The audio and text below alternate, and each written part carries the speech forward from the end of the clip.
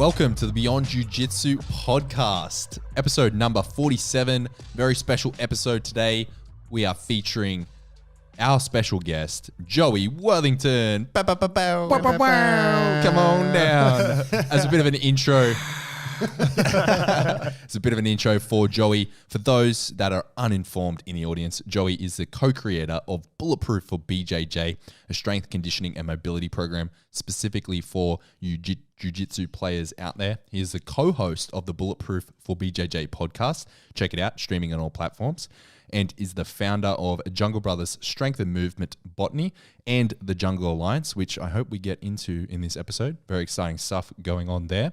And of course, most importantly, is a BJJ black belt under our very own Adam Childs out of Alliance, Sydney. That reminds me, Joe, you still need to sling me that check for the little bribery check for that black belt. Need you to pay for that belt. and he actually has another podcast, the Jungle Brothers podcast, as well. Oh, of course. This dude wears so many hats. So many. How do they fit on that head? It's a big head. Regular hats don't fit this head. True story. I'm not surprised. You walk into a shop and they're one of those like, oh, it's one size fits all. And you're like, no, it's not. Shit. Sue them for defamation. If you're not seeing Joey's big head, you can see it on YouTube. We are live on YouTube, sort of. So recording on YouTube. Check out the YouTube version of the podcast. Shameless plug. But Joey, first of all, welcome to the Beyond Jiu-Jitsu podcast and a big congratulations to you. For our audience, you were promoted last Saturday just gone. We are recording this on a Tuesday. However, the audience does know you are already a black belt because we've been talking some shit. Yeah, we actually, like the last couple of episodes we recorded, we were already like, wait, hang on. Oh, we can actually talk about Joey's black belt because this is being recorded in advance, you know? Yeah. So they already know, but Oh, that's cool. you've been mentioned on the show so many times that first it started off with the senior super awesome brown belt that, you know, we're always talking shit about you, and now it's the black belt. So congratulations and welcome. Thank you so much. Honored. That was a great intro. There's a bunch of shit going on there. That's really cool. Stoked to be here with you guys. Big fan of the show. Listened to at least 2 episodes. Thank you, bro. You prick. It was like the first one in JT's episode. Yeah. Oh, shit. And I just waited to hear a mention of my name in the JT episode, and then I was out. Yeah. Back to Rogan. I think something that you said to JT or maybe both of us, you said that episode, JT's episode, was more the Joey episode, really. I was like, this is a real big marketing effort towards, Joey. Yeah. And I was like, JT, I'm not sure if he knew that. Yeah. Great. I'll take it. Yeah. Any press is good press. Exactly. But no, it's fucking awesome to be here with you guys. Very stoked to have a black belt. Obviously, a lot we can talk about that and all that other shit that's going on. Good stuff.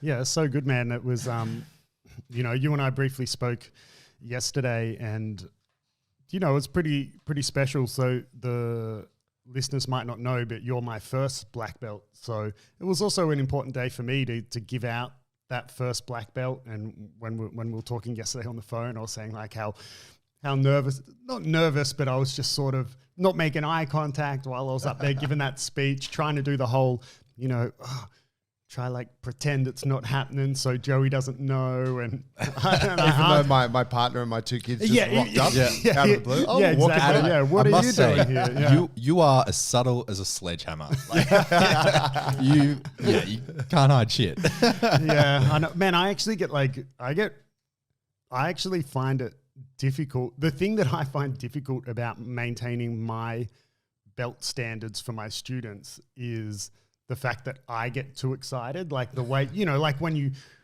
maybe you buy someone a gift, whether their birthday or Christmas or whatever, you buy them a gift that they're going to love.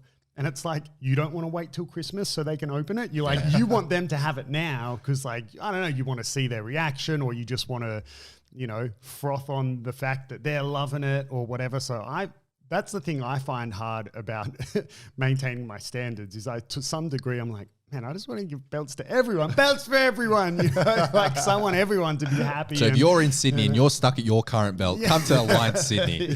Belts for everyone. Yeah, so like I get really excited and to give out belts.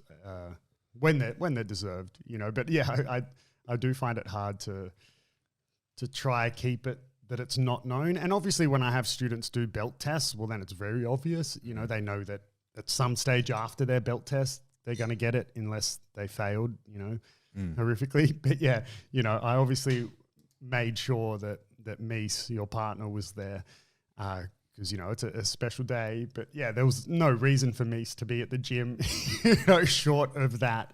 So she did good. Even Mies was like, oh, you know, because we were like texting in, you know, like full covert texting between each other, and Mies is like, oh, is there somewhere like I can kind of hide? I'm like, Mies, the gym's like got massive glass windows. There's no way, like Joey will know you're there. I said, and I'm like, maybe just, you know, say that you had to stop by because like, you know, you had to change Leo or something, you know, so you just stopped at the gym. Or I was like, I don't know. She's like, okay, I'll figure it out. Yeah. I was in the neighborhood. Yeah. She did really well, actually. Like I got to, well, you know, because I guess it was a hard one to hide because we'd been talking about my black belt for a long time, and like it was kind of always on the cards. So I guess, that you had your work cut out for you trying to keep it quiet. Yeah. But Mies did really well because she kept Hattie, who would normally have gone back to her dad and not been there with us on the Saturday. She's like, oh, you know, her dad had a thing on, so Hattie's going to stay with us tonight. We'll take it. And I was like, oh, okay, cool. We'll go Hattie for an extra day.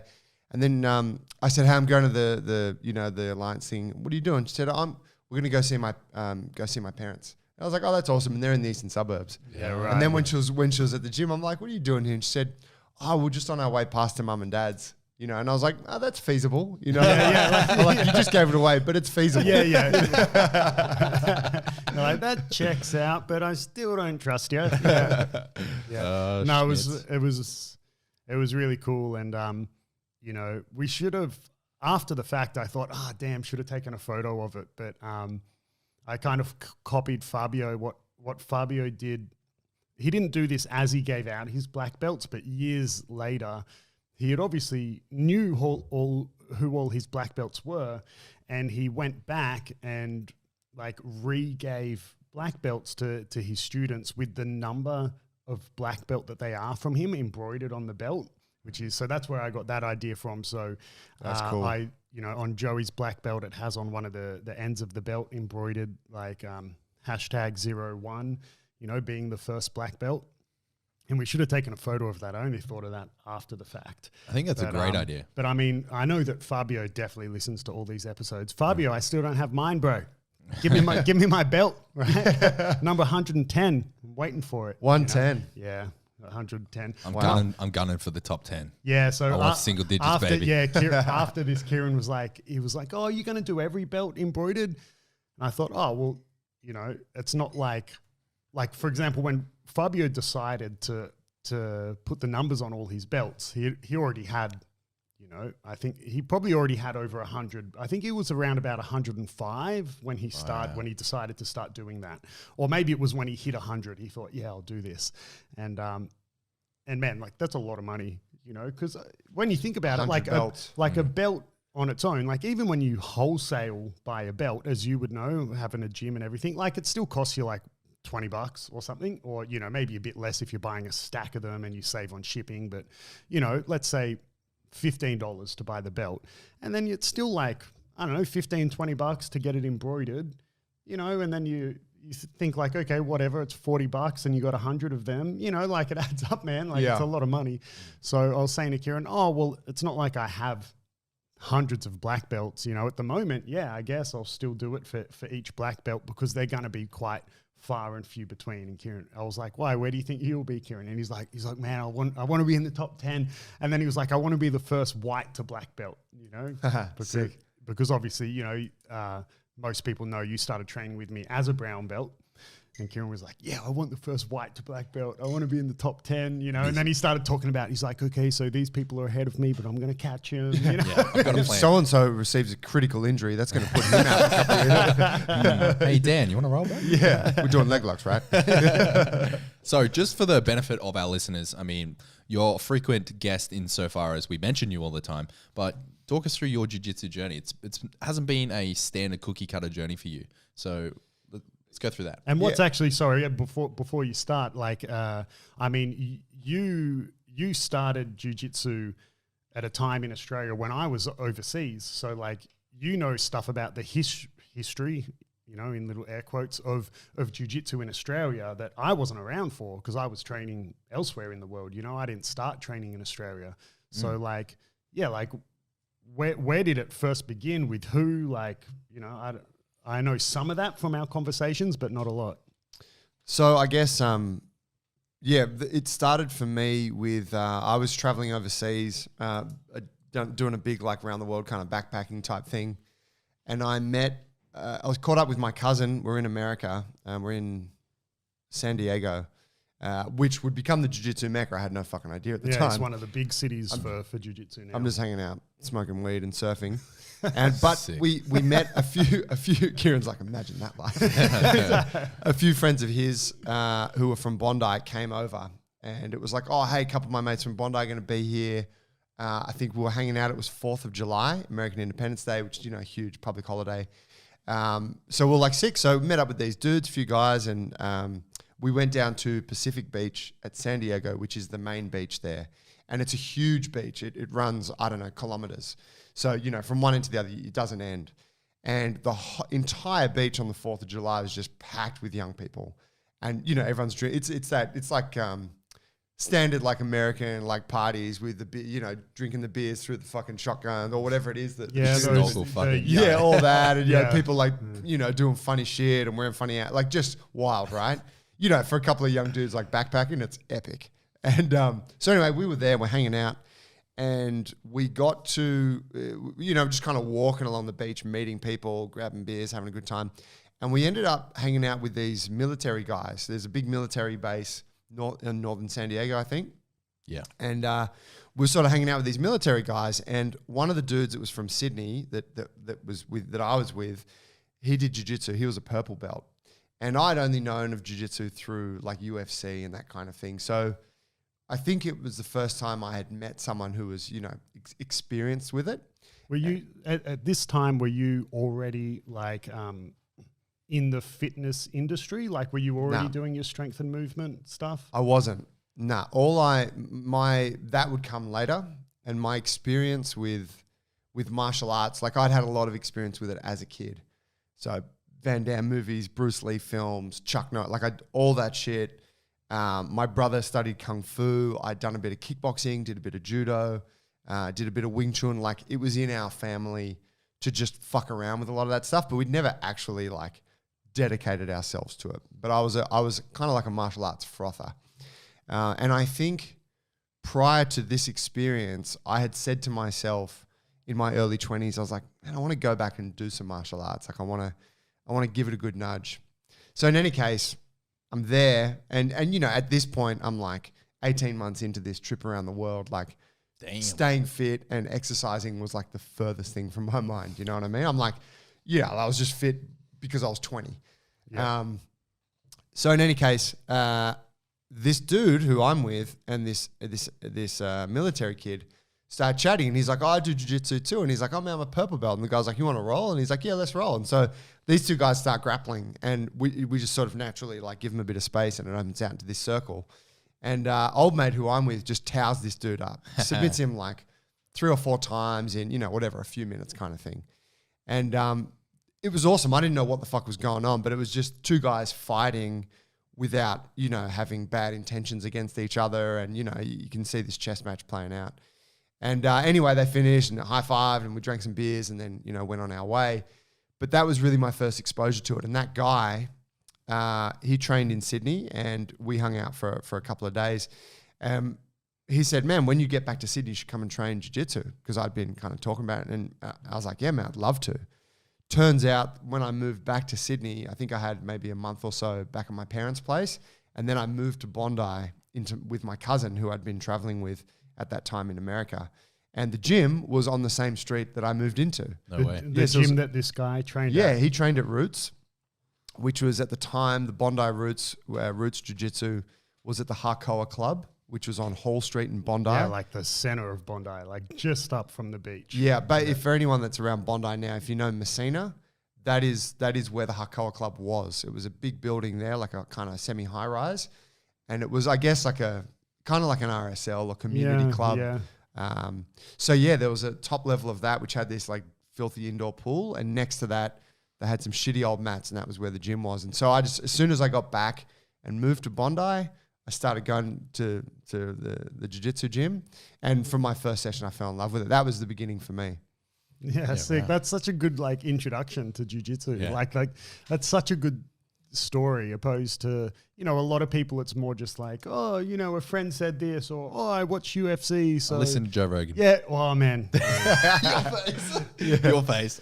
I mean, if he's done one good thing, it could be that. Yeah, I did have someone come in like the other day and ask like, you know, like, oh, I'm thinking about trying out jiu-jitsu, and I always ask like, oh, what made you decide to try jiu-jitsu? Because I think that's an important thing to understand for when you're interacting with a brand new potential student. He's like, oh, I listened to the Joe Rogan podcast. I was like, yes. Which You're is like, how oh yeah, he's great. which is how Kieren started. Why did you try hunting, bro? Yeah. The bush is too far away. Yeah, I actually like went to like Atlas, had a play date with this other kid the other day, and we went over to their house, and the mum and dad. The dad is an Irish guy, loves Joe Rogan, and I don't know, he just came up in conversation, and the wife, she was like, you hate Joe Rogan too? And she was like, fucking yes. She's like, we can just like riff on Joe Rogan. She was like, because she always is like complaining to her husband, like all the dumb shit that Joe Rogan says, and he like defends Joe Rogan. She's like, now we can be friends. Just to be clear, 50% of the Beyond Jiu-Jitsu podcast is pro Joe Rogan. So the majority, I would say, of this podcast is supporting Joe Rogan. Yeah, go learn how to. The fact that you talk about him constantly only bolsters Joe Rogan's authority. Exactly. I know, yeah. Ooh. Yeah, So- Kieren's sitting there and he's like, tell me more about why you hate Joe Rogan. So anyway, back to the story. Joey, Yeah. so at this point, you start at Roots in Bondi. Approximately how long ago was this, just as a timeline? Man, I should have Not looked to it show up your age. because not at all. I intended to, but I think I was 24 at the time. Right, So I'm 37 right now, right. about to turn 38. So it's, about 14 years ago, if my maths is correct. Yep. Checks out. Yep. And so that was the beginning for me. All I remember from that time, when I started training, it was summertime, and so the thing that we did then was you did gi for like 3/4 of the year during the cooler months, and then you did no gi only for summer. Yeah, some Oh, gyms wow. still do that. Eh? Yeah, Really? and no gi, Nice. it was like you rock up in boardies, shirt off, and you just get after it. And Yeah. so it was always grappling like topless. I always remember that. I'd prefer to do that. It's kind of nice. Yeah. Kieren's been looking for more excuses to use his baby oil. Greasegate. I don't know. It 2021. feels authentic. Like you're Yeah, like fucking going after there's it. something Yeah, primal about it. you say that now, but like wait till someone's got you in like an arm triangle Yeah. or a guillotine or something. And all sweaty and shit. Yeah, and you're like, this is rank. I don't know, but I've But been it's all rolling. rank. I mean, Yeah, you that's get, true. you're caught in someone's arm triangle even when they got a rashy on, but they're Yeah, soaked. I think it's funny. Like, it's one of those things that, like, if you're having hard rolls, like you're training, all out, it's the furthest thing from your mind. Oh, Right? 100%. But if you're just like having flow rolls or you're just like drilling or whatever, like it's definitely, you notice the rankness. I don't know. more. Ads, I've rolled with you before, and you've been going like that heavy pressure style that you do, punishing me when you're in side control, and your rash guard in no gis just like sucked into my mouth, just like fucking like Dude, a vacuum, mate. Yeah, It's that happened. Terrible. That happened to me once. Like I was, rolling with Fabio, and I got into a position where when I went for a big like, Yeah, his it's rash guard just went, just like suck it on a plastic bag. yeah, and then like less oxygen than you would You're typically sweaty have. Yeah. fucking son.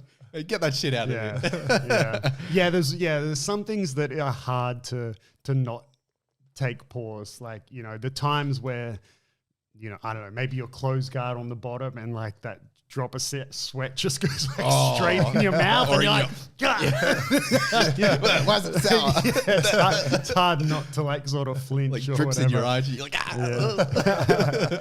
So, but anyway, back to Roots. So how long were you training there, and how you said you fell in love with it from the first session, but how hard did you go? Was it like, oh, I love this, I'm here like once a week or every day, or where did your jiu-jitsu go from there? I went really hard at the beginning because I wasn't really working. I'd come back and I jumped into the film industry, which was the career I'd had prior to going overseas. So I just jumped back into it, and you're freelancing. So you're picking up jobs here and there, do a week on a film, a couple of days on a commercial, 2 weeks off, a couple of days on a commercial, 3 days off. Like, it's just this thing. So is there a lot of work for male porn actors? well, yeah. Particularly with that stash. yeah. I'm thinking with that stash, you'd be getting booked all the time. Yeah. I mean, unfortunately, I didn't have the manliness that I have now. Back then, I couldn't grow such a impressive The manliness. face slug,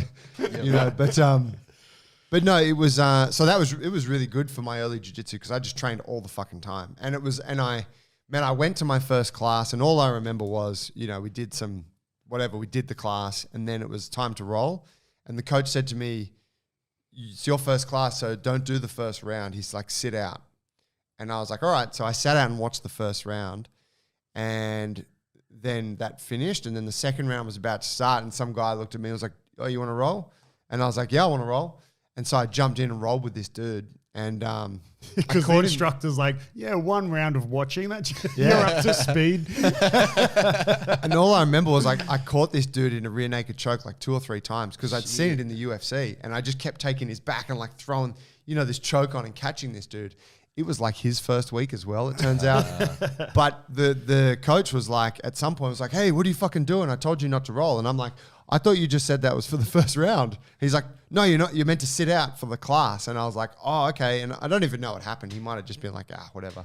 Yeah. Keep doing it. But it was like, the Porhada was instantly like, it spoke to me. And I was like, I love just getting after it and throwing caution to the wind and just like sparring.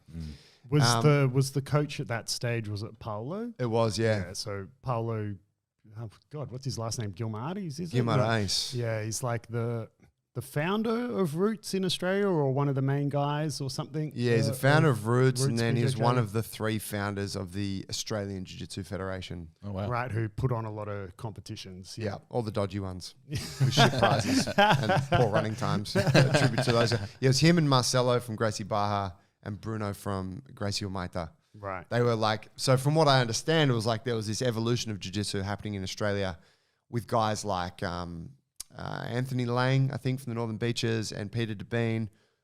Australian guys who were traveling to Brazil, getting their blue belts, bringing it back, teaching their students, doing all that. And then at some point, these 3 black belts turned up from Brazil, and were like, now there's a federation. We've taken over. That's right. Yeah. And so, whatever, those was sort of became the dominant academies in a way. Yeah. But yeah, so that was the beginning. So yeah, I trained a bunch, and I got to my blue belt really fast, Kieren. Yeah, take your time, Kieren. There's levels within levels, baby. It's a different game now, old man. Oh, shit. But I got to my blue belt, I think, in like, I don't know, it was like 10 months, 9 months, something like that, because I just trained all the fucking time, twice a day, just going super hard. Did my first comp after, I don't know, like 2 months. Got towed up really quickly, but had one super epic match. And then I think did my first comp in the gi was at maybe 6 months, and I won that. And like my trajectory was like really steep and awesome at that stage. And because the game was also super young, like if I look at what we were doing, it was just pretty non-technical. It was just like who can scrap harder. Yeah. And yeah, I guess I trained with Roots for, I don't know, many years until there was eventually a split there into another gym that became known as the dojo. Yep. And then under Dan, right? Daniel Sainty, yeah. Yeah. I remember I actually visited the dojo once when I, it's funny that you said that it was kind of not super technical and it was just who could scrap the hardest. Because when I was a blue belt and living in Brazil, my whole time of living in Brazil, I only came home once for holidays, and I was a blue belt when I did come home. And I came home, and at the time I was maybe 1 or 2 weeks post tearing my hamstring. I'd torn my hamstring training, and so I couldn't really train, but I was still like, oh, I'll go visit a gym. And I dropped into this gym, and I believe Dave Brooksbank was there when I went in as a brown belt. Dave Brooksbank is a guy who teaches all around the place in Sydney, and someone that you and I have known for years. Jiu-Jitsu gypsy. Yeah, a bit of a jiu-jitsu gypsy. And I don't know who else was there, but Dan was teaching. And I remember the people I rolled with Dave and some other blue belt and I don't know, a few people. And I remember thinking, I was like, oh my God, these guys are so bad. I was like, they're so untechnical. Like they were like just so many like details of very basic positions that, I don't know, like cross collar chokes, like they were just flaring their elbows for days, and just things like that. And I remember I had a similar thought. I was like, man, it's just kind of who's just like the toughest scrapper, like who's the guy who played Division 1 rugby league or something, through school or something, and they're going to be tough because they're like big, strong, scrappy Australians, but they didn't strike me as very technical. Obviously that's very different nowadays, right? The internet and travel and just the standard of the sport growing in Australia as well, people are incredibly technical now, but it wasn't back then, right? It was definitely a bit more scrappy. Totally was, yeah. It had there was a lo-fi kind of vibe. It would have been. I mean, you were born at the the wrong period, Kieren. You would have really flourished. I'm frothing on this. I'm like, who's the scrappiest? I'm pretty fucking scrappy. Yeah, let's get some scrap on, boys. Yeah, and it was almost like a Fight Club kind of vibe. Yeah, that's sick. It wasn't like it was even. I don't even remember how I filled out a membership form and started paying. It was just like, show up again if you like the scrap. And I remember getting don't forget, bring a sacrifice to the gods. I remember getting headbutted by a training partner, a guy who was a blue belt. Yeah, right. Intentionally. Yeah, he reckons it wasn't. I'm like, you fucking headbutted me. He's like, I saw you wind it up. Yeah, he headbutted me. He headbutted me in the chest out of like frustration. Oh, I fucking went all Zidane on you, bro. Yeah, and I was like, you headbutted me in the chest, bro. He's like, no, I didn't. I'm like, yeah, you did, bro. But that's kind of the vibe, is that it sort of spoke to a little bit of the heatedness and the energy. Well, it was definitely like that back then. Even to some degree, in Brazil was the same. It was a bit more just, man, this shit's super tough and it's a war, and if you can hang with everyone, yeah, cool. You're going to keep training and you're going to get good at jiu-jitsu. If this is too much for you, like there's the door. Yeah, it's like fit in or fuck off. Yeah. It was, there's still some gyms who run like that. And I think to some degree, at least competition training is like that, because previous episode we were talking about how if you're wanting to be a competitor and compete successfully, when it's time to train, like, your training is number one priority. I gave the example of, I had a guy, and this was while I was in Brazil, and it was comp training, and I was just coming back from an injury or something. He was like, hey, Adam, do you want to roll? And I was like, yeah, but like it needs to be light. And he was like, oh, I don't want to roll with you then. Because like it's detrimental to his preparation. Yeah.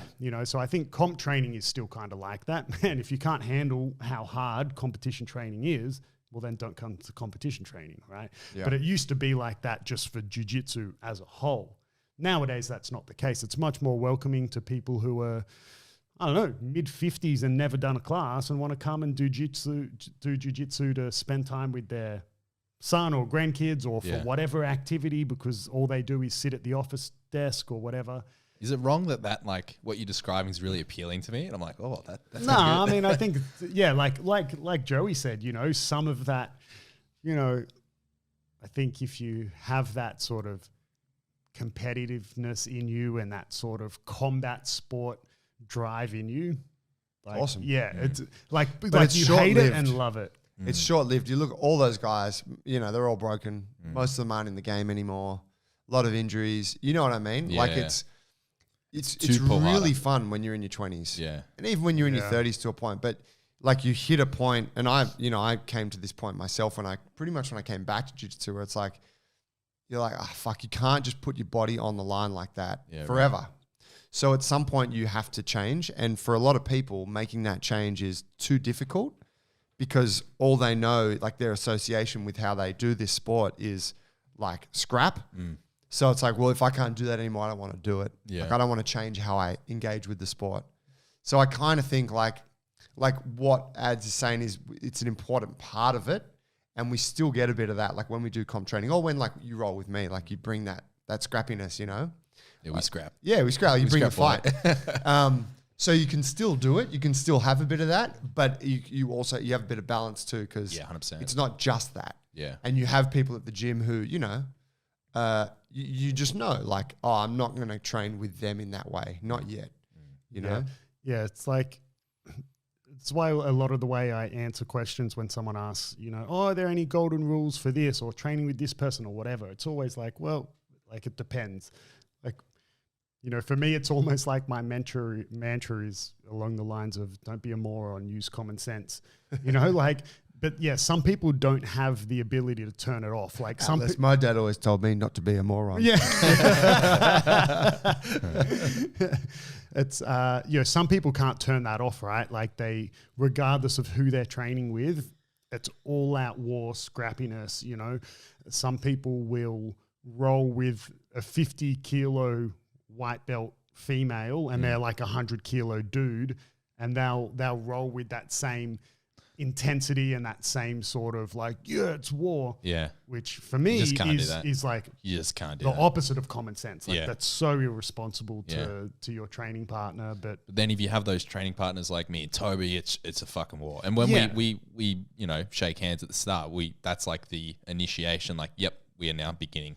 Man, war has commenced. If you can find that training partner who you guys have, like on any given day, either one of you can win, and every single roll is like it's a competition roll. Yeah, but me and with Toby, 100%. zero animosity, like, you know, and if any frustrations are built up, it's only frustrations at yourself for doing something wrong or and whatever. it's contained within that role. Yeah, that is such a valuable training partner. Yeah, like I had a 100%. guy like that in Brazil, and when we actually competed against each other twice, even though we trained at the same team, because we didn't train at the same time until later on during my years in Brazil. Like the first couple of years we trained at different times of day, but we were more or less the same weight, the same belt, the same height. You know, he was a little lighter than me, but yeah, we fought once at an internal competition that was a competition that if you won, you got your next belt.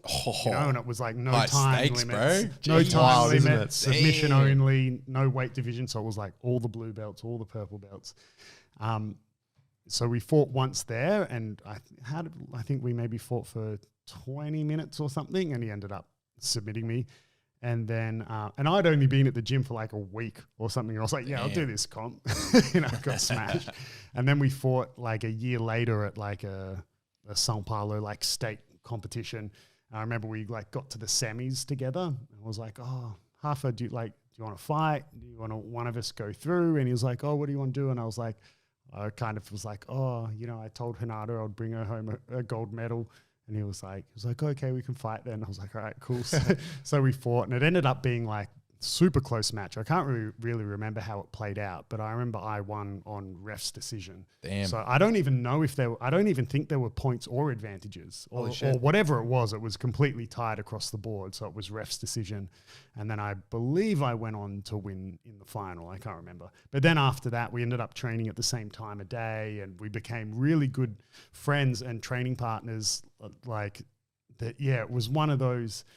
Every time you would know that, man, last time I rolled with Hafa, he got me. So like you would be forever, every class, you'd be like, Hafa, let's go. Yeah. You know, like, I'm with someone, like, and you'd always be chasing him, like, and he'd be trying to like, you know, drag his tail a little bit because he knows. And then when it was the other way around, you'd be like, fucking, I'm ducking Hafa for a while because you know he's coming for you because you beat him last roll. Yeah. You know, but it's such a valuable training partner to have that you can, man, like, go like it's a competition, but with no animosity. And that's how you and I often roll, Joey. Like not all the time because, geez, like it feels like the last 18 months, like ACL surgery.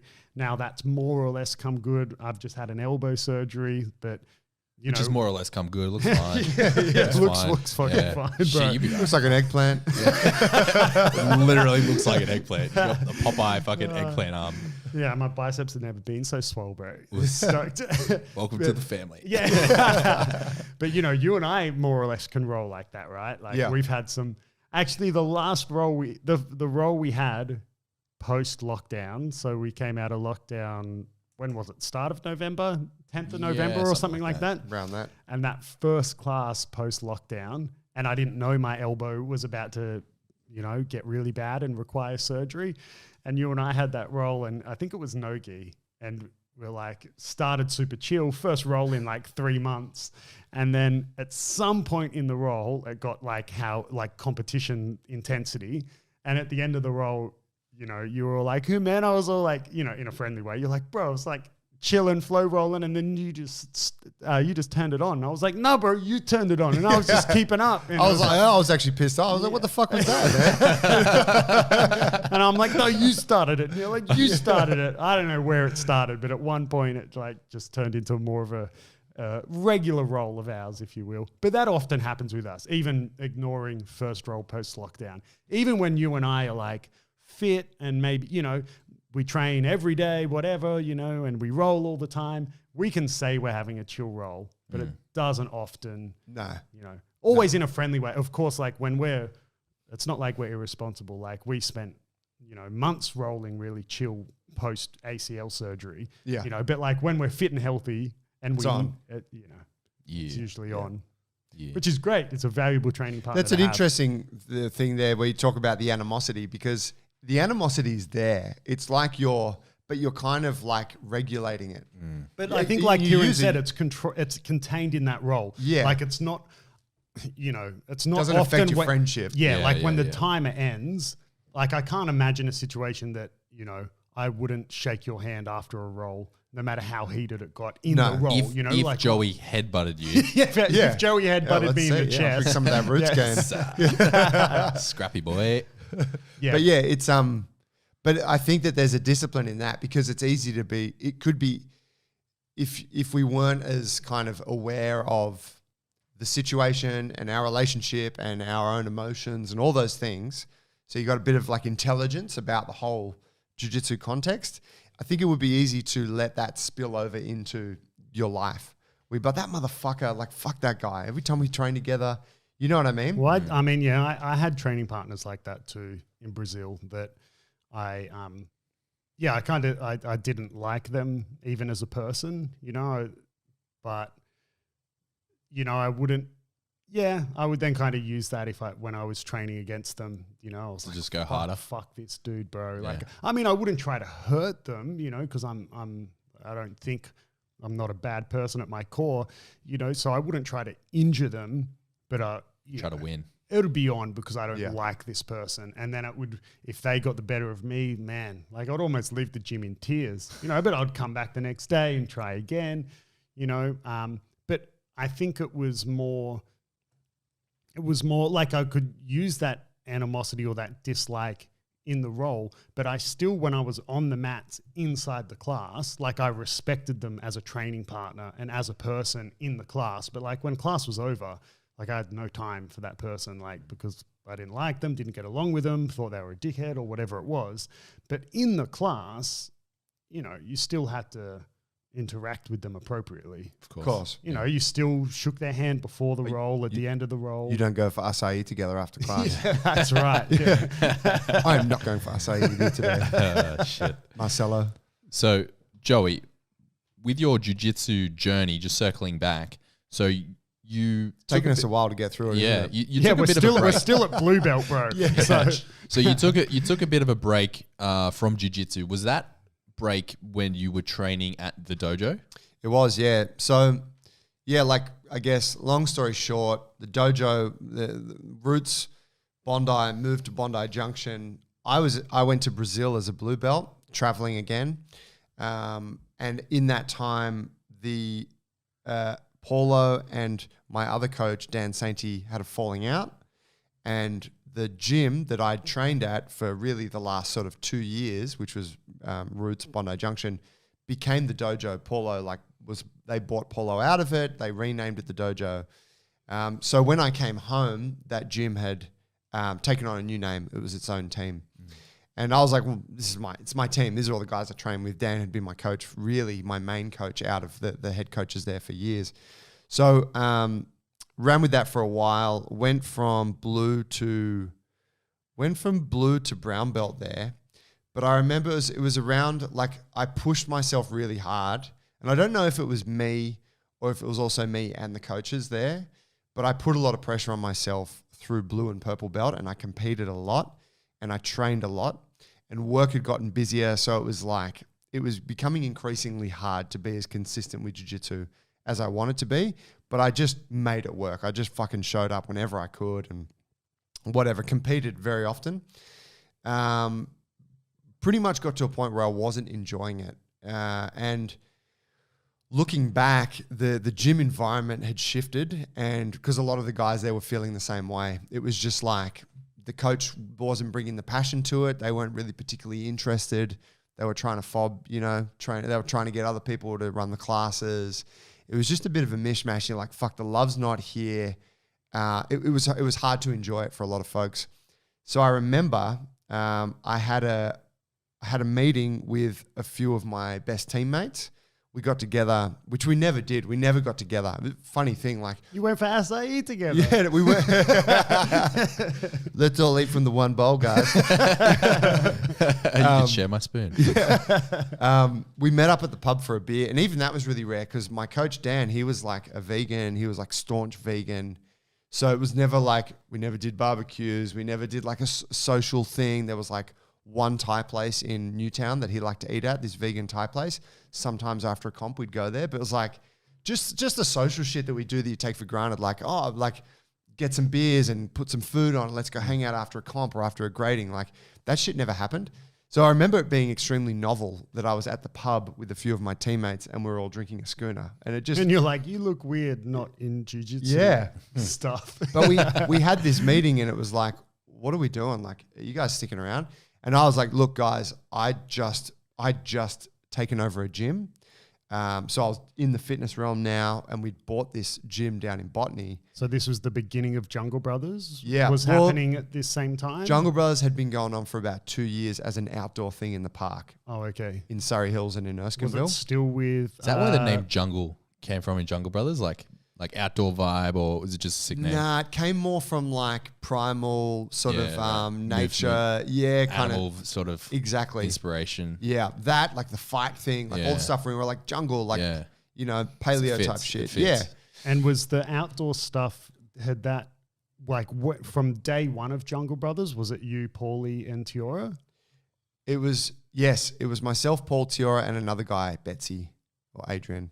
So it was the four of us. Right. But, it was the four of us were in on the idea. Yeah. Betsy and I were running outdoor things. T was working as a personal trainer. Paul was still in the film industry. Yep. So it was very mishmash in the way it came together over the years. Yep. But yeah, this gym came along and I was like, boys, we should buy this gym and just rename it Jungle Brothers and start our gym thing. And Paul and T were like, yeah, I want to do it. Betsy was like, no, I'm not in. So it was at that point that Betsy left the group and the three of us forged ahead. But so I'd been doing that, and that, I mean, even that as a PT life, as a lifestyle, makes jiu-jitsu hard because you're fucking up at 4:30 in the morning, coaching all day is like, and I never slept enough, so I was always fucking exhausted. Anyway, showing up to training in the evening presents its challenges through certain stages of work and life. But in any case, met with the guys, and I'm like, look, I'm out. I'm opening this gym. And I'd just gotten my brown belt and I'm like, I'm not feeling the love. I'm really happy to take a break and focus on the business. And the other guy's like, yeah, man, I'm fucking out. I'm going to go train at Legacy. I'm going to, we kind of were organizing our leaving plan. The exodus. Yeah. And I can't remember exactly how it unfolded, but the gym basically shut almost at the same time. Coach was like, hey, he had some personal shit going on. And he's like, I got to go take care of that. I don't have anyone to run the gym, so we're just going to shut it for a bit. So in a sense, it was a blessing in disguise. But, for me at that point, it was like, just got my brown belt, not really interested in jiu-jitsu, focusing on the fitness game. Yeah. So, and then how, obviously, as we know now, Jungle Brothers outgrew that first gym, relocated into its current gym that it's in now. And just before I just want to finish the the Jiu-Jitsu journey before we talk about the growth of Jungle Brothers and now the Jungle Brothers Alliance and things like that. So as you were working on Jungle Brothers and everything, you took a break for how long? And then you ended up at Gracie Humaita and then with me. So how did that, the last bit of, I mean, you, if anyone followed your great return, if anyone followed your Instagram post, which by the time this episode comes out was weeks ago that you got your black belt, you had written in your post that it took you, I think you wrote 7 years to get your brown belt and then another 7 years at brown belt till you got your black belt. So, you know, it's only taken us 45 minutes to cover that first 7 years. So that next 7 years. So strap in, fam. Yeah. So what happened there? So I left.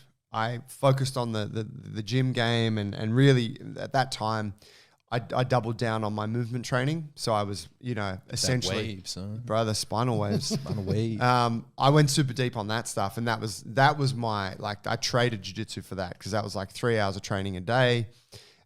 So went into that stuff. Jiu-jitsu kept popping up because I'd have jiu-jitsu guys come down to the gym, you know, and then, you know, occasionally we had like, I remember we had like a judo guy, like a judo black belt sign up at the gym, and you know, I was like, oh, hey, we should get the mats out. Like, we should do a little. So, you know, every now and again, you'd play around with it. Because back then you didn't have jiu-jitsu classes at Jungle Brothers, no, right? Which that you do now. That's right. But back then, so it wasn't like people were dropping in to do jiu-jitsu classes at Jungle Brothers, which they can do nowadays. But back then they couldn't, right? That's right. They were coming in to do strength or mobility work. So, you know, it was like this side thing that would happen every now and again. I don't remember how long it was. I think, I don't know, maybe it was a year or maybe it was 2 years. I need to look back at Facebook. That's the only way I can figure this shit out. But a few friends of mine who trained at Gracie Humaita, which is, you know, big gym in Alexandria, they were like, man, you should come train. And I spoke to a couple of them, like, man, come up, you know, and I'd always competed against guys from there. Joel Costello, Nicola, who's a savage fucking black belt. They got their Serbian dude. I hope I got that right. And a few other dudes, but Joel and Nicola were like kind of my competition counterparts for a long time at blue and purple belt. And they were like, man, you should come up. And so I rocked up. I went to the gym, and I remember I went in that day and Bruno was there. He's very rarely there from what I understand. He's always in Brazil. Yeah. But he was there with Marcus, who's another, you know, he's a really excellent coach. Marcus Neville from Gracie Humaita. And they stood up from the couch when I walked in. They're like, hey man, what are you doing here? it was like you're that roots guy kind of. And I was like, oh man, like I haven't been trained jits. I'm looking for someone to train. They're like, hey, my brother, welcome. Yeah. Like, you know, hey, of course, man, always space for you, my friend. Yeah, you I'm know, looking to spend some money. Yeah, bro. Love this guy, man. You know. So I started up there, and it was all I was doing was they do like an advanced, like a brown and black class twice a week. I think it's Tuesday and Thursday at lunchtime. And it's not even a class. It's just like come in and get after it. A bit of an open mat sort of thing. Yeah, and I just did that. And I really loved it. And I got to train with all the you know, so many great guys there, like really, really good people who, you know, mostly gone on to open their own gyms. Sammy Backey and Gracie Bankstown and Owen and Joel and all these awesome guys. But my jiu-jitsu was fucking shit. I had picked up so many bad habits, and I didn't realize. I'd gone back to scrapping. And Kieren leans in. Tell me more. Kieran's like, teach me. Like I remember training with a guy, and he's like, bro, you keep letting me get the underhook. And I'm a brown belt. And he's like, keep letting me get the underhook. And I'm like, what do you mean? And he's like, oh, every time I get this underhook. And I'm like, oh, I need to get the underhook, don't I? And I'm like, damn, that's some fundamental shit. Yeah. But I look back and my style had gotten me to a point, and I had just scraped over the line to get my brown belt. But because the training environment was not like like the coach didn't give a fuck about what we were doing, wasn't like looking out for mistakes. And I remember talking with, we had a Brazilian black belt, really cool guy, Pedro, who joined our gym for a while. He was an awesome dude. He ended up moving to Hunters Hill, and so he left sort of shortly before we all had this exodus. But I remember he went back to Brazil for a while, and he came back from, he was like, bro, I went and trained with my coach and shit. He's like, man, my coach picked up so many bad habits, like many mistakes I've been making.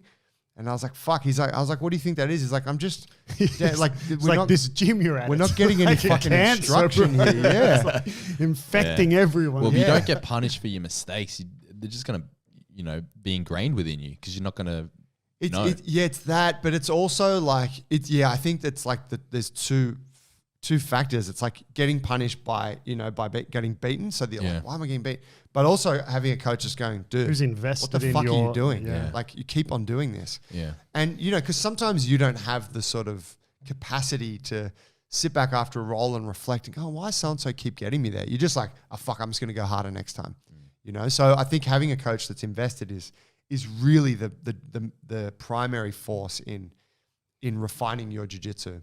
That's a perfect segue into how you started training with me, Joey. So that went on for a while, and then I remember we opened our new gym, and so I was training at Gracie Almeida for maybe a year, and then we went and opened our new gym, and that was a huge undertaking. It was like took over a new lease, had to move.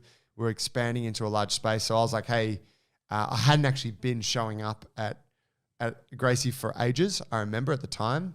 I hadn't been going in for like 6 months, 8 months. I was like, hey, I'm fucking opening this gym. Can you cancel my membership because I'm going to go do this?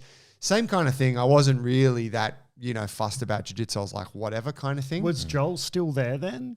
Joel was there. Yeah, because I from Joel Costello, the head coach and owner of Gracie Almeida in Balmain, since knowing him, he's always had that gym. So right.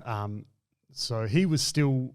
Was he a black belt though at Gracie? Like when you met him and started training with him at Gracie? He might have been a brown belt. Right. That might have not happened yet. I can't be sure. But he was still there when you had left. Like he hadn't already gone and opened his own gym. Actually, he might have had Balmain operating, but they would all still come and train on those days. Right. Yeah. It's a bit of a blur. But essentially, then I went and opened our new gym. Again, jiu-jitsu wasn't really a focus. The gym took like a year of a lot of fucking work to get it to a point where I was like, I can, kind of put some time into my own training again now. And then I guess jiu-jitsu again got forced into my life because we decided for Jungle Brothers, hey, let's get some mats at this new gym because we got the space. So we had mats and it was like, Joe, you're going to run the jiu-jitsu program. Dolomar ones that were rolled up, right? Yeah, the flexi roll. You didn't have any listeners who train at Jungle Brothers. There wasn't the mezzanine with the full-time mats there now, right? You didn't have the upstairs, and the mats were just, if they weren't being used, they were those Dolomar mats that you could roll up. They were rolled up and pushed over into the side. Yeah. Yeah, but you had the mats there. Yeah. They were there, and so it was like teaching it again and getting into it and that kind of thing. And I wasn't particularly invested kind of emotionally. I was like, oh, I'm really happy to like teach, some, we were doing just no-gi stuff. So I was like, I'm happy to teach a couple, a bit of no-gi work. And we had Dave Brooksbank coaching for us. Joey's like, right, guys, I've learned this new thing. It's called an underhook. Yeah. Guys, never let them get the underhook. How many times do I have to tell you? But then, that's when JT brought ads down at some point around that time. JT's like, hey, man, I'm in town. He was in Melbourne, obviously, around then. And he's like, hey, I got this new card game I want to bring down. I got my mate Ads. We train in Brazil. He's just moved back to Sydney. I thought we'd come down and train and do the class and we can hang out. And so that was when we first met. Yeah, like I've told that story before, how you and I met, which was that, I'd been training with JT in Brazil and everything. And when I moved back to Sydney, he was living in Melbourne. And he was like, man, if you're not training with me, actually, because he introduced us first as like, for me to do strength work with you, strength and conditioning and mobility and stuff, because JT had always done that for me. He was like, man, if you're not training with me because you're in Sydney and I'm in Melbourne, then you've got to train with Joey. And so we came down to Jungle Brothers. I think you had a jiu-jitsu, like a no-gi jiu-jitsu class happening, but you had invited me and JT, or I don't know how it happened, if JT was like, we'll just rock up. But we came down and did the no-gi class with you. And then after the class finished, we did some rolls together, you, me, and JT.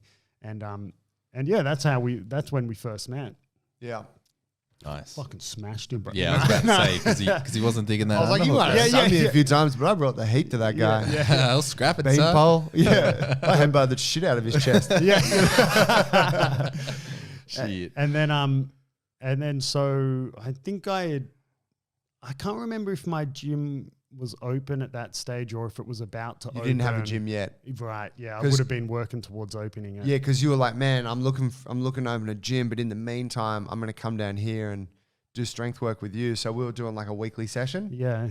And training, and I remember you were searching for it while you're still doing the pool cleaning. Yep, was cleaning pools. And then I should be cleaning pools. Without stash, yeah.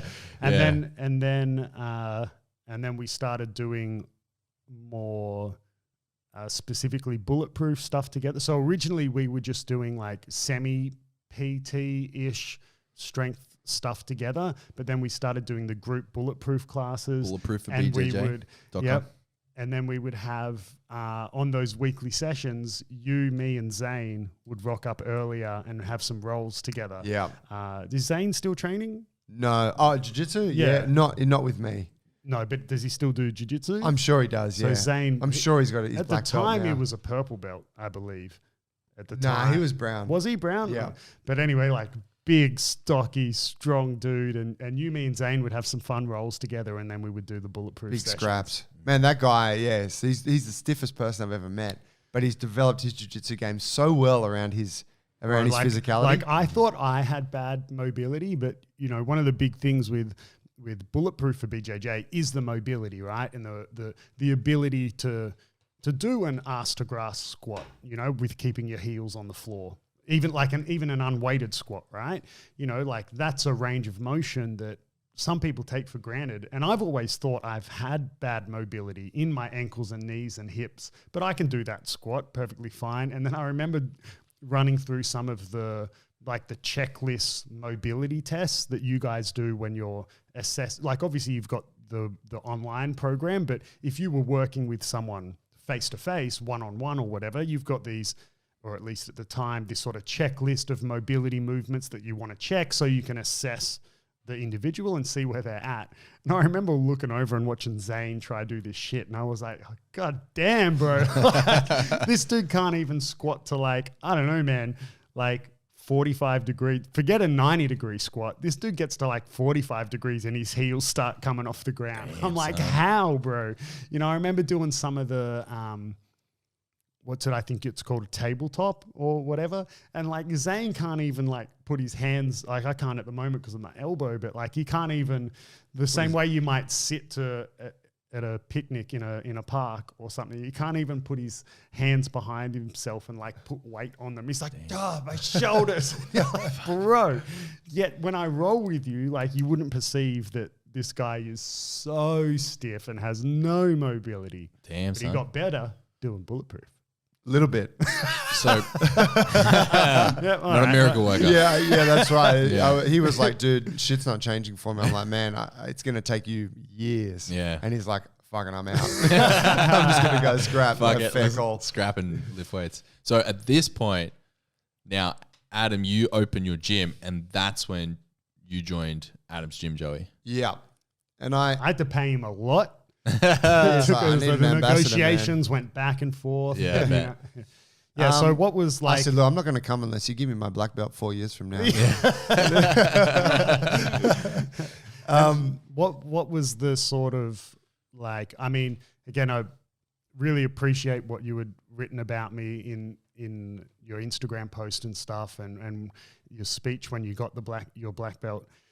You know, you had mentioned that training with me helped you like fall back in love with jiu-jitsu and whatnot.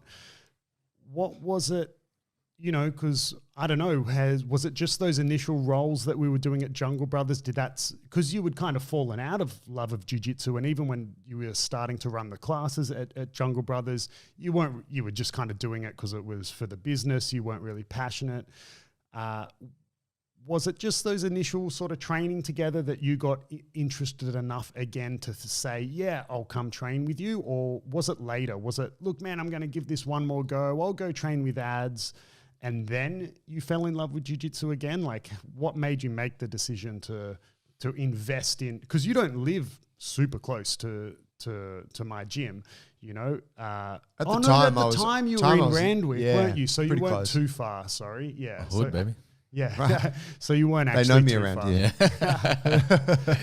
But what pushed you over the edge to really commit to going back to training? I'm not really sure, to be honest. It was, I guess there was a part of me that always wanted to like see the journey through and get my black belt. You're so close. Yeah, bro. you're like, fuck, you know, and I, you know, like you would often like I would often think like, man, I can't believe I'm a brown belt. You know, I'd like look at my brown belt, fuck, can't believe I'm a brown belt. Like, fuck, gotta get that black belt, you know, kind of thing. I think that was part of it. I think your energy around jiu-jitsu and just your like passion about it was like, for you, it's like really, for you, it's like everything, you know? And I mean, especially at that stage too, where you're like, I'm back from Brazil and I'm here to fucking open a school and I'm going to create an awesome team. And, you know, so I was like that was quite motivating to be around that. And I suppose there was probably a bit of a force too from like all of the people I know in jiu-jitsu, like JT, the people at my gym that I'd been coaching, my business partners who have, you know, watched me train over the years. They've both trained jiu-jitsu, T and Paul.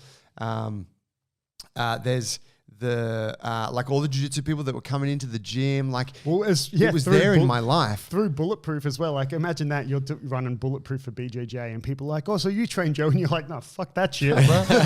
Jiu-jitsu's bad for you, bro. Yeah, that's right. So I think all of that kind of combined, I'm like, no, I want to do it, you know? And I think restarting it under you was a way for me to do it kind of on my own terms, where I'm like, okay, like I'm not doing this now to compete. I'm not doing this to please anybody else, which I had been doing for a long time. I can give 2 days, like I can give like 2 nights a week. That's what I'm going to give, rather than like, I got to show up 4 nights. I got to be there all the time. You know, that whole thing that I had at like Blue and Purple.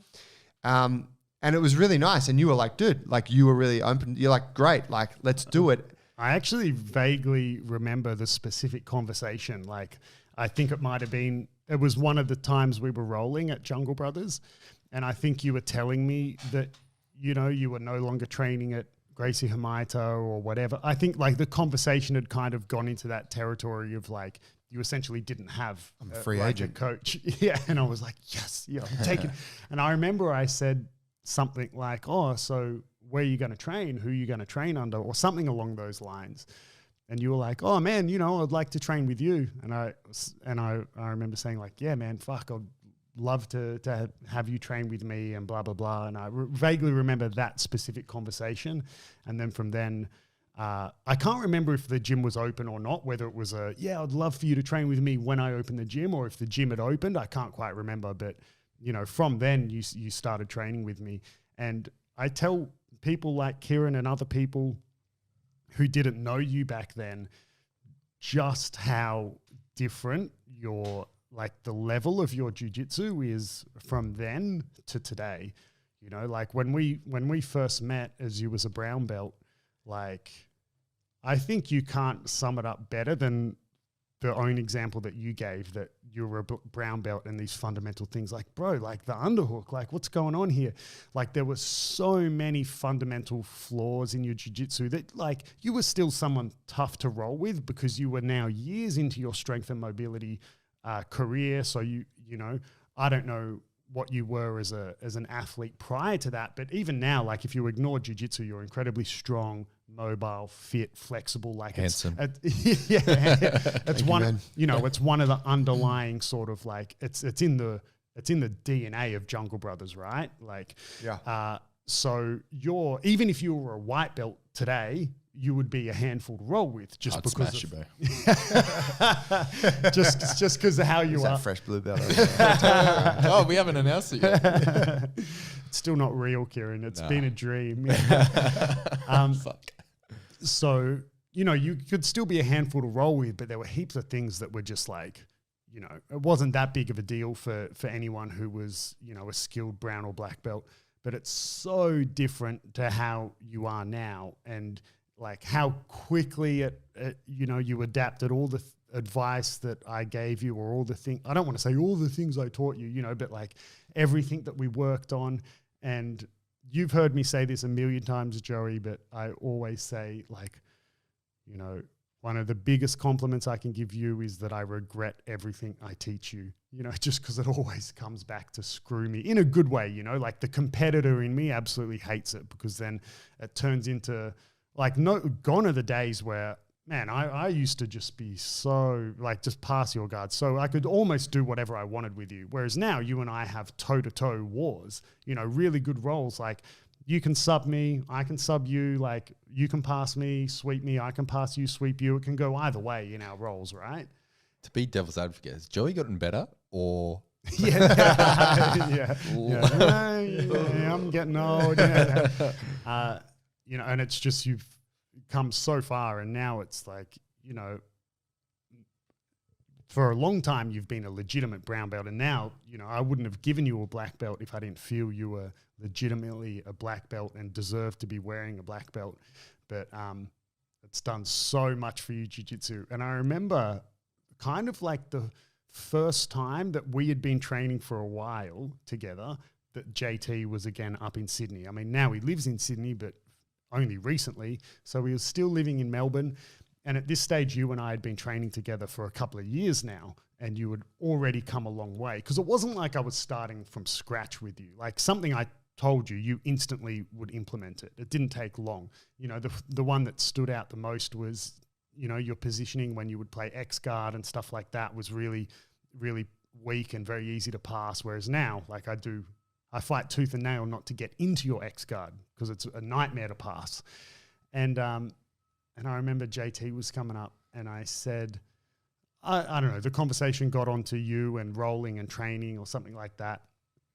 And I was like, oh man, like Joey's gotten heaps better. And he hadn't rolled with you really since before you and I started working together. And I remember JT being something like, nah, man, like fucking it's Joey, like we're smashy and blah, blah, blah. Whether it was, I don't know, sometimes I can't tell how much tongue-in-cheek he's emphasizing when he says something or whether he was just legitimately like, nah, man, Joey's fucking shit. I'm going to crush him. Like, dude's not on my level. And I remember thinking... That sounds like JT. Yeah. And I remember thinking, oh, man, like fucking Joey's gotten really good.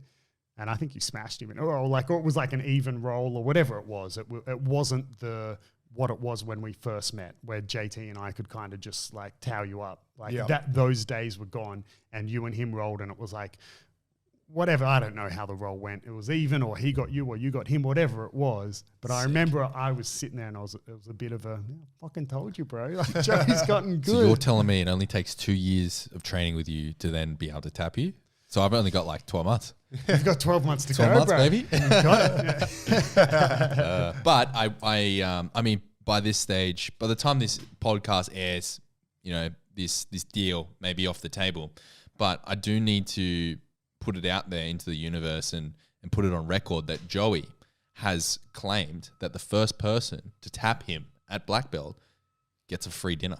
That's right. Oh yeah, I didn't hear that. Put it out there last night. Oh, did you? Just the end of class buttons, who tapped you, or if someone tapped you. I was like, no, it was the first training session. First training as so a no one got me yeah. last night, and then he was like, Kieran's like, I want that. Yeah. And Barnes like, I want that, and I was like, well, I'll buy dinner for whoever gets it. Well, yeah, because like hungry boy. A week ago or whatever, like a week prior to getting your black belt in a roll, Kieren actually took your back and tapped you. Ever. I don't know. I I didn't see it. I don't know how it played out, whether it was one of those situations sick, where, you know, you're kind of going a bit chill and then the situation gets away from you. But whatever it was. Hey, man, don't take this away. No, yeah, I don't know if you were just fucking with him. These guys. yeah. You fucking. Well, Kieren didn't even claim it. You said nothing about it. Joey actually told me. It's a lesson in humility to offer that. I feel it's important to offer that up. But bro, your boy got me. Yeah. So does this dinner offer extend to anyone, or is it just to like the students? The scum. Oh, that's a really good I point. mean, I'm months back from being you're out. I'm out. Man, you're gonna be for now. tapped before then. But I mean, I won't last but that long. if I've recovered from this surgery and you're still untapped, does that offer extend to me? I would have to say it shouldn't count for a black belt. Or at least It should be count. brown and under. Yeah. Cool. Yeah. Or at least There maybe it is. shouldn't count to your instructor. That would be, you know, like, I mean, you could say, oh yeah, I don't know. Because you can tap JT. Like, I don't know. Yeah, but Let's I know. just keep it to the low belts. Keep it to the lower belts. Yeah. I think it's fun to let them fight over. Yeah, it. all right. And we Yeah. need free dinners. Yeah, Yeah. hungry. We're very, very conscious of your time, Joey. Thank you so much for coming on to the Beyond Jiu-Jitsu I got one podcast. more thing. I know we're well over time, but I do just want, we haven't finished the journey yet. Have we? Right? No, we've got one more piece that I want Joey to talk about. I'm good for it. You guys go wherever you want. Yeah, we're going to leave, but we'll leave you recording. No, like, so before we finish that whole jiu-jitsu journey, like, what does it mean to you to have now achieved that goal? Like of now you are a black belt. Like what for me, I spoke about when I gave you the black belt, like it was me getting my black belt was super important. It was one of the biggest achievements in my life. Giving you your black belt means a lot to me as well. And I hope it meant a lot to you. Obviously, jiu-jitsu, it's an important part of your life. It's not the same as it is for me. Like, it's not your one and sole thing that you do, and it's not your career, right? But it's a big part of your life. What does achieving that rank of black belt mean to you? You know, and how do you feel about it? I've been kind of pondering that over the last few days, and it's really interesting. It's been a hard thing for me to get my head around and a hard thing to articulate. I alluded to it in that post on Bulletproof yesterday on Instagram, where I was saying a month ago now for people listening. Yeah, that's right.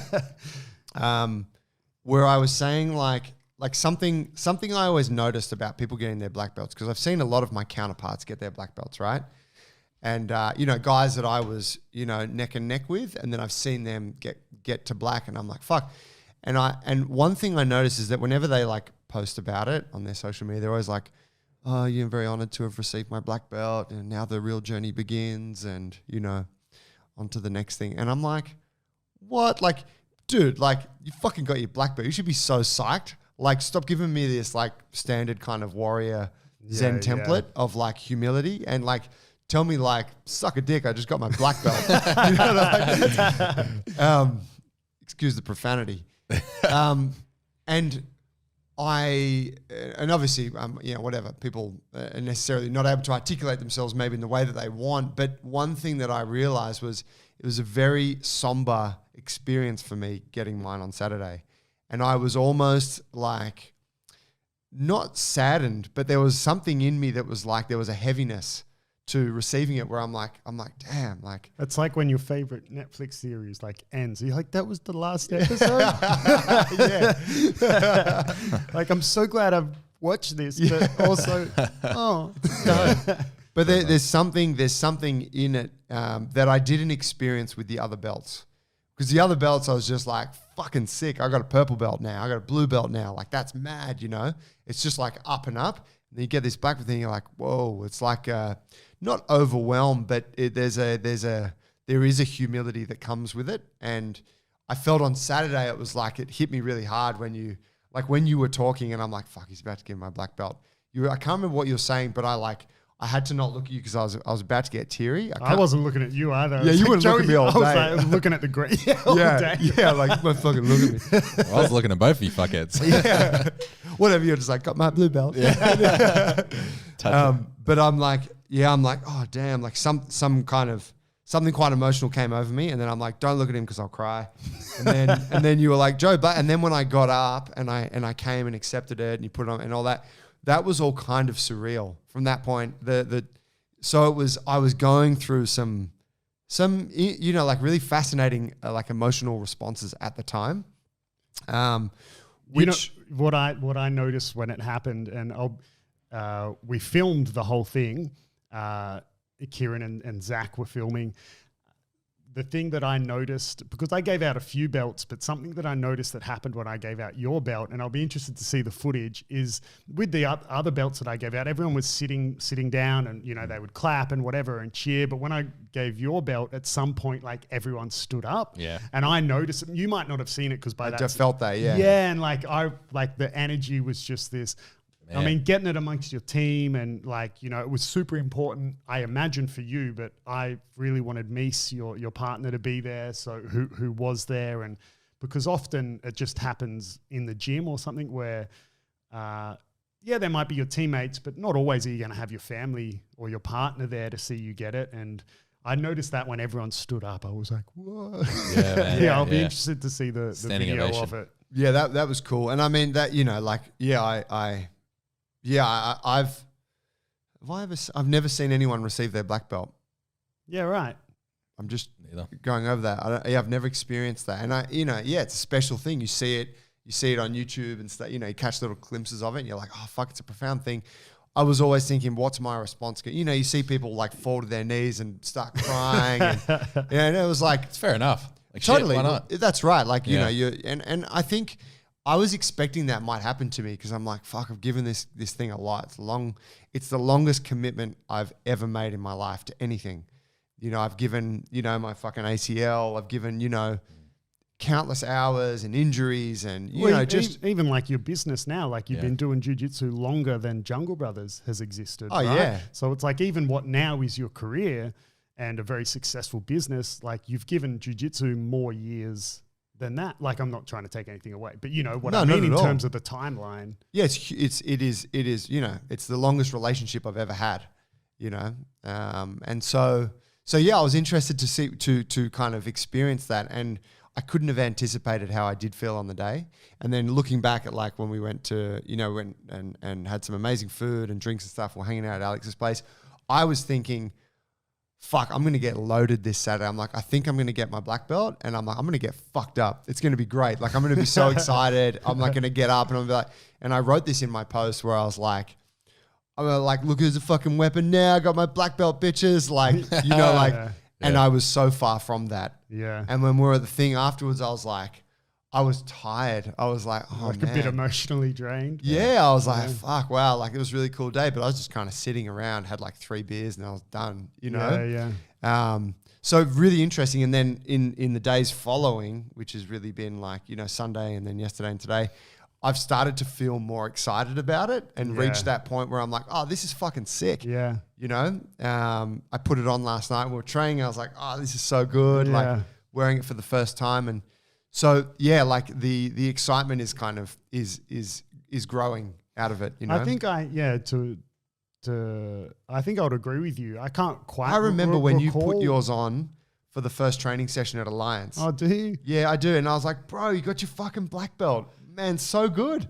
And you were like, yeah, thanks, man. You were like really dry. Oh, was I? And I think, and I wanted to ask if you were feeling something of the same. I'm thinking like if you would just ask me, I don't know what I would have said, but hearing you tell that, like that sort of river of emotions, I think it was very similar. Like if I think back, it was kind of that feeling of, yeah, like, I don't know, a little without words. Like I definitely didn't collapse and cry or anything like that. Last time you cried, you were 9. Yeah, I know. I talked about that in the podcast. Yeah. Really? Real man. Yeah, cry. Well, I was Real man watching cry, Homeward Bound, it was a film, a movie as a kid where they make it look You like haven't a cried dog since you were dies. 9? No, like I've cried, but I haven't I mean, That's not what you said on the ammo. you know, like I don't know how we got onto that conversation, but no, I think it was have. We're getting off it. Yeah. Anyway, yeah, I think it was something similar, and it took some days to like be.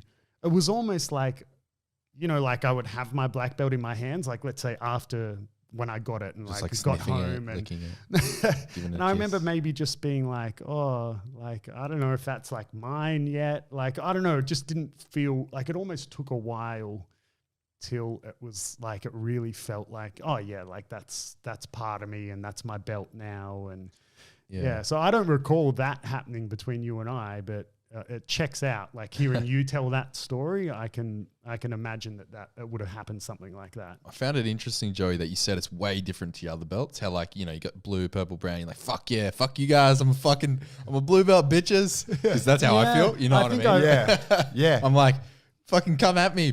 You know, like blue belt. It's funny though. I think all my belts, I was kind of a little, even though I worked so hard to get them, I did have, when I would get that belt, I kind of felt a little, Do I deserve it? like, I don't know if I deserve it yet. I didn't feel that. Should I feel that? Like, no, I'm not even kidding. Like, Does that make me a purple belt? If I Yeah, feel that? fuck, maybe I am. Maybe I should just get 2 stripes now. But Barton was saying to me, he was like, oh, when'd you get your, because Barton, a purple belt, we mentioned him earlier, trained with him. You told me to roll with him, so obviously I rolled with him. You guys have a good one? Yeah, we had a good roll. Yeah, and he asked like, "Oh, when did you get your blue belt?" I was like, "Oh, on Saturday." He's like, "You fucking rolling like that? And you just got your blue belt?" I was like, "Yeah, boy." Yeah, that's cool. But it was like it was a good day, and you know you got, I think, like a pretty cool honor. You got as your first duty as a black belt was I had you put my first degree on my belt. You know, I've mentioned on previous episodes that your degrees are just awarded by the IBJJF, and typically you'll get your coach to do it, but Fabio's in Brazil and, you know, COVID, travel restrictions. I have a business and a son. Like, I don't know when I'll see Fabio again. You know, it might be a second degree by the time I see Fabio again. So I didn't want to just put the tape on my belt myself. So thought it was nice to come full circle and have my first black belt, put my first degree on my belt. Yeah, that was cool. I appreciated that. That was pretty cool. I like, just from my perspective as someone new to the gym and, you know, a blue belt representing the blue belt team. You can't say you're new to the gym anymore. Yeah, right. As a blue belt, resident blue belt at the gym, I think it's it's really awesome to have two black belts and to see as you award a black belt to one of your students. I know it's important for you, and of course it's important for you, Joey, but I think it's important for everyone else around the team. It's kind of like, obviously not taking anything away from you, but because jiu-jitsu is such a community, it's like a team effort. You know what I mean? It's like, yeah, you know, we now have a black belt. Joey is now our black belt. You know what I mean? Obviously. Yeah, and like you said, like everyone in that room and people who weren't there as well all played a part in that journey, right? You know, absolutely. It's one of those things that, to outside of your instructor and your family, like, you can't really list the people you would need to thank. Right? Like, it's like, well, I thank every single person I've ever trained with, you know, like everyone has played a part in this journey throughout the years, you know? But it's like really authentic. Like, I mean, anytime someone wins an award or whatever, or does well in a sport, it's like, oh yeah, thanks to all my teammates, rah, rah. But maybe it's just me. It doesn't feel as authentic as in jiu-jitsu, you know, because it's so personal. You're connecting with all your training partners on a daily basis, very personal. Like, you can't get any closer. But you're also going hard as well. You're trying to You can if we go to the shirts off. I think we should. And then the black belts will feel more special. Joey's like, my first order of business as a black belt. No more shirts in no gear. Excellent. All right. Well, we will wrap it up. We didn't really get to talk about Jungle Brother. I mean, it took that whole episode just to talk about your journey. I think no doubt we'll have to have you on at a future date, Joey. Love to. You know, we can talk more about, you know, Jungle Brothers, and Jungle Brothers has recently just expanded, opened a gym up in Ballina, which is near Byron Bay. So that's super exciting. Tiora's heading that. So, I mean, maybe by the time we have you back open, it'll be better because that'll have been open for longer and we can talk more about like Jungle Alliance, baby. Yeah, less sort of jiu-jitsu stuff and more just sort of what's actually going on in your life. But where can everyone find you, bro? You can find me on Instagram at JBJoey. You can follow bulletproofforbjj.com, or you can see us on Instagram at bulletproofforbjj. If you're interested in any of the gym stuff, which we didn't really go into, but that's the Jungle Brothers piece, just get at me, junglebrothers.com. You can just go through that. Yeah. There's Instagram channels and YouTube, and you'll find it all. Yeah, you got the Bulletproof podcast, YouTube channel, Jungle Brothers podcast, and their website. Yeah, it's more than you're everywhere. You're more online than offline, for sure. I am. It blows my mind that I've ended up where I am. That I'm like, how did I end up with 2 podcasts and shit? Hell yeah! But it's great. It's very privileged to be able to speak and have people listen to it, right? Yeah, absolutely. Sure. No one's listening to this though, so don't worry about that. That's a damn shame. Yeah, because it was a great episode. God damn. Well, everything I said was a lie anyway, so it doesn't matter.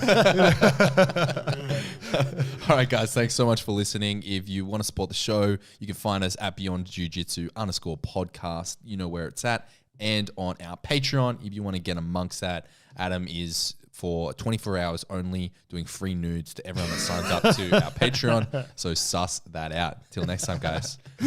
See ya.